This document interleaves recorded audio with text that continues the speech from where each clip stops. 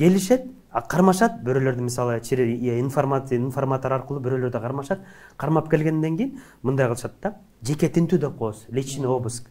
Анан контрольный закуп деп коебуз. Мисалы контрольный закуп буларды мындап кармашат да, сатып берип атып же сатып алып атып ушинтип кармашканда, анан булар деген көөнчөсүн ачыгын айтканда эми баарыбызга эле белгилүү акчага иштешет да. Давай кармап келишет, акча бербесе, мисалы кечке кармашат, анан акчасы болбой калганда ишти жаап өткөрүп ишет да. Анан мындай негизи ушу тинтүү болуп атканда, тинтүү личный обыск кылып атканда, жанагы өспүрүмдөрдү же любой адамды кармап келгенде, жанагы бул специальное действие деп коебуз. Буларды только соттун чечими гана анан иш жүргүзүлөт да.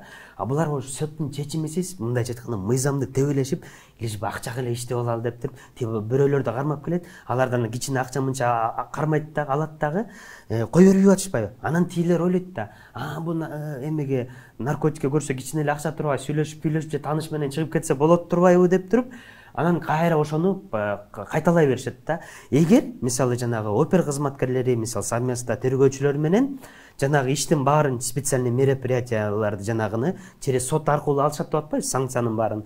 Ошолордун баарын через сот аркылуу өткөндө, уже соттун иш сотко аркылуу, прокуратура аркылуу баары в курсе болуп, мындайча айтканда, иш до конца кетет деген сөз да. Анан ошондо бул үчүн, мисалы бул айтам, наркотикке мурун деген буга мындай катуу наказание болчу да. Мындайча айтканда уже 4 граммдан, мындайча айтканда азыр 4 граммды түшүнбөсө, ушул мынчадан өйдө болгондо уже баары кесилесиң деген, аяка штраф жок, только кесилесиң деген эле сөз болчу да. Азыр 4 граммдан өйдө крупный размер менен уже сата бер же чеге бер, чөнтөгүнөн таап алса деле, мындайча айтканда пробационный надзор деп коебуз. Штраф менен же штрафы жок деле эртең мындайча орусча айтканда условка менен чыгып кете берсе болот. Кадимкидей көрүнүш эле көрүнүш болуп калган.